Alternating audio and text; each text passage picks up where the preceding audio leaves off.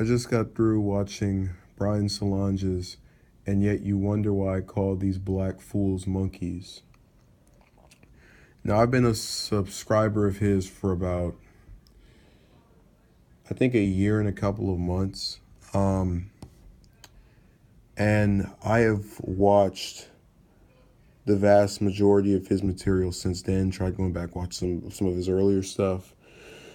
And I'm saying it that and kind of prefacing my whole reaction to the video with that to basically state that I'm a person who is, I guess, biased in his favor, but I can at least decipher most of his commentary for what it is. For example, early in the video, he talks about a person who, I guess, asked him about why he calls certain black males monkeys. Now, you also had Tommy Sotomayor, I think, call for black males to either be banned from Chicago or something, or banned from the U.S. There was some kind of way he phrased it, but any frequent watcher of the videos of these two, and it's important to note they're not the same type of guy. You have Brian, who has stated his opposition to Tommy's personal life and feeling it's contradicting to his actual message.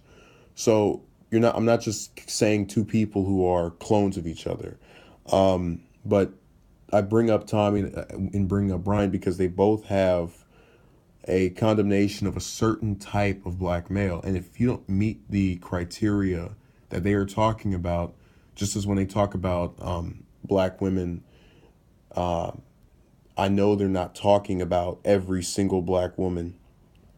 So I don't feel offended because most black women I associate with are not that way. And even the ones that are, you know, that's them. They choose to do that. So I don't get offended by him calling black males monkeys because the ones he is talking about are the same ones who are going around Chicago killing each other, or Baltimore. You can name any major city in the U.S. and you usually have this problem. Now, he spends the rest of the video mostly kind of going back and forth about some of the people who've been leaving these negative comments on his videos. And he brings up a point in one of his critiques of the people who left the comment where the person said this video is either a waste of time or what was the purpose of this video. And they talk about they don't like it. And he asked, well, if you don't like my video, then don't watch it. And really, that's something that a lot of people need to realize. If you don't like Brian's videos, don't watch them. If you don't like Tommy Sotomayor's videos, don't watch them. If you don't like my videos, don't watch them. I have only like 10 views. I probably wouldn't know this anyway. So I'm on a much lower scale than they are, admittedly. But the core message is the same. If you do not like material from a person that continuously pumps out content that you don't enjoy, you just stay away from it. It really isn't that hard to figure out, but I think a lot of times people are drawn to things that are opposing to their opinion. They're just curious by nature, and I think that really does hurt them because it makes them do things like go on someone's video and criticize them as if that's going to change or alter the way in which they do videos, because you constantly come to their videos trolling them, even though a lot of times these are one-time offenders who will get blocked anyway. So unless they're making alternate accounts, they kind of are stuck with not being able to respond to that material. But, not trying to get off topic. Really, the video to me seemed to be just a sort of, again, a reply to his critics that were on this one video about Cynthia G, who, I illustrated to the best of my ability a while ago.